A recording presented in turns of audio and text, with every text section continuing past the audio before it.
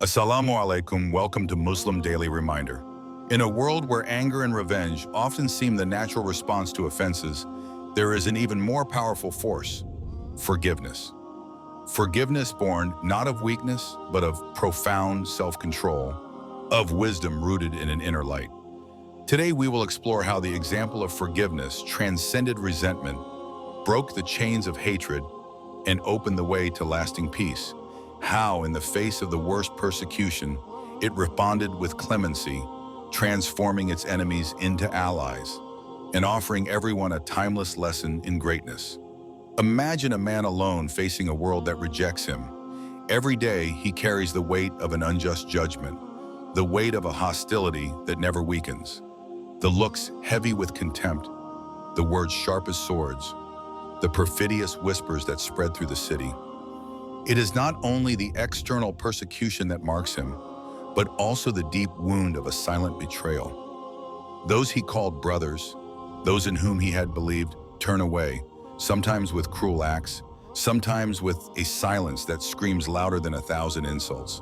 This weight isn't simply physical, it's a burden of anguish, a burden on the soul. Every suspicious look, every rejection, deepens the abyss in his heart. Injustice becomes a faithful companion, seemingly intent on establishing itself permanently in his life. Yet, despite the powerful temptation to respond with anger, resentment, or even revenge, he chooses another path. In this tumult, he does not let hatred grow like a weed. The fire of resentment does not consume his inner light. He does not deny the pain, but transforms it. This suffering becomes a crucible where the soul is forged, where true strength is learned. It is there that greatness is revealed. In the very heart of the harshest trials, clemency takes root and forgiveness becomes a shelter.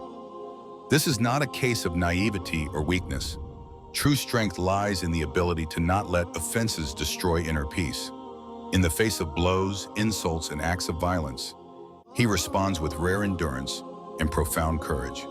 Patience is not inaction, but resistance to the onslaught of hatred. This struggle, so often invisible, is greater than any physical battle. It is an intense spiritual struggle where every day is a choice: give in to resentment or lift one's soul to mercy. Where many would have seen a reason to break, he finds the strength to build, to bring together, to love even those who reject him. In this context, persecution is not an end in itself, but a trial that reveals the depth of faith and commitment. He bears this burden with a dignity that inspires, that transcends human pain to touch something greater. Every insult, every threat becomes a step on the path of inner purification, an opportunity to draw closer to the one who sees beyond appearances, the one whose justice is perfect. It is easy to imagine in our world today how tempting it is to respond to hatred with hatred, to let wounds dig deep ditches. But this story teaches us that true greatness is born when the soul chooses forgiveness over resentment, peace over war. This terrible burden, this incessant persecution, becomes fertile ground for a unique spiritual force, a force that seeks not to crush, but to uplift, soothe, and transform. Yet, the man who endures all this never gives up.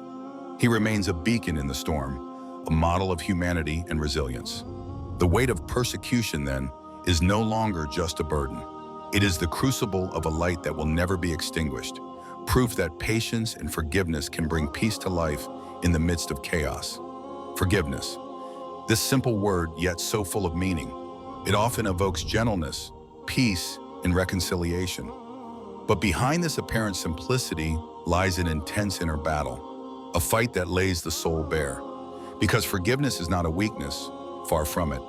It is a strength, a discipline of the mind, a profound choice that requires exceptional self-control. Injustice strikes, burns, and tears. Humans, in their natural essence, feel a rising anger, an almost instinctive desire to respond to evil with evil. Resentment easily sets in, the wound becomes a bitter scar. This is where the test begins, between this impulse for revenge and this inner voice that calls for elevation. This voice is the light of forgiveness, the one that invites us not to sink into the shadow of hatred. In the Islamic tradition, forgiveness is much more than a mere social act. It is a spiritual path, a purification of the soul. To forgive is to remove the burden of resentment, to free one's heart to breathe again, to open oneself to an inner peace that surpasses all human understanding. It is also to recognize that only Allah holds perfect justice. That final judgment does not belong to us. This inner struggle is tough. We often have to fight against ourselves, against our emotions, against our wounded pride. We must be willing to give up this human right, this right to anger, to revenge, in order to embrace a higher form of freedom, that of no longer being a slave to resentment. To forgive is to choose peace of mind over the immediate satisfaction of revenge. But this choice, far from being passive, is active, voluntary, a true victory over one's ego. It is the soul that stands strong even in the face of the deepest offense, even in the face of the greatest injustice. It is not denying the pain, nor forgetting the harm suffered, but consciously choosing not to let this harm govern one's being. In this struggle, the act of forgiveness becomes a true spiritual test. It is a path where faith is put to the test, for it requires surrender to divine wisdom and trust in His plan. To forgive is to have the conviction that inner peace is worth more than passing anger, that the light of mercy illuminates better than the darkness of resentment. Ultimately, forgiveness is a message of greatness of soul, of spiritual courage. It is understanding that man is created to aspire to mercy, to raise his gaze above human offenses, to strive toward a dimension where the heart does not allow itself to be imprisoned by resentment. It is a liberation, a flight toward profound serenity. Thus, this test of forgiveness shows us that true strength lies not in the ability to hurt, but in the ability to heal, to rebuild, to reach out despite the pain. Forgiveness is an act of faith, a choice of light in a world often marked by the shadow of hatred. It is in this ordeal that the soul is transformed, that peace is permanently inscribed in the heart, that spiritual greatness is expressed in its purest form. To forgive, then, is to become an artisan of peace, a sower of reconciliation, a bearer of a light that transcends suffering and invites us to a path of renewed humanity. Imagine this scene, an ancient city full of painful memories, betrayals, and accumulated hostilities. This city, transformed by years of conflict into a theater of resentment and pain, a city where every stone seemed to bear the weight of past offenses. The man enters, not as a conqueror thirsting for revenge, but as the bearer of a message greater than mere human justice. That day, as he crossed the gates of Mecca, it was not anger that dominated, nor a desire for revenge. No, it was clemency that lit up his face. Greatness of soul transcended resentment. He declared an act that would mark the centuries. Amnesty, a total pardon. He erased with a gesture the debt of those who had persecuted, insulted, and betrayed him. This unexpected forgiveness is a light in the darkness of injustice. It is living proof that true strength lies not in the ability to inflict pain, but in the power of mercy. A simple yet far-reaching act that breaks the vicious cycle of hatred and opens the door to peace. The scene is all the more striking because it takes place within a universal human context. The natural desire for revenge, to respond to evil with evil. Yet he chooses another path, a path where mercy triumphs. This forgiveness shakes the certainties of his enemies, upsets hardened hearts, and offers a shining example of what spiritual greatness can be. But this moment was not a single isolated gesture. It is a series of repeated choices, often in difficult circumstances, that illustrate this exemplary nature. Faced with those who had prepared his downfall, he responded with clemency.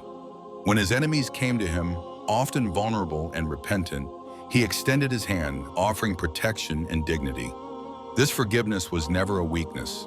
It was the manifestation of a deep inner strength, anchored in an unshakable faith in divine justice.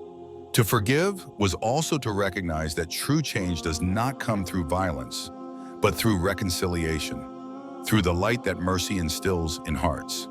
This scene in which the liberated city sees its conqueror offer forgiveness to his former tormentors remains etched as a spiritual monument. It reminds us that lasting peace rests on the ability to transcend revenge and embrace common humanity, even toward those who have wronged us. Forgiveness here is a revolutionary act, a call for a new order where brotherhood prevails over discord, where clemency builds what anger destroys. It is a timeless message, transcending eras and inviting everyone to reflect on the real force that transforms a person, a community, a society. Through this scene, the soul finds a source of profound inspiration.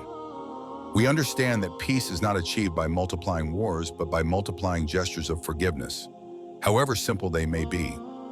It is a living teaching, a lesson of human and spiritual greatness that continues to resonate. Forgiveness is not limited to a simple gesture between humans. In the spiritual dimension, it is much more than a social act. It is a path to inner purification, a path to profound peace. In Islam, forgiveness is a light that reveals divine mercy in our souls.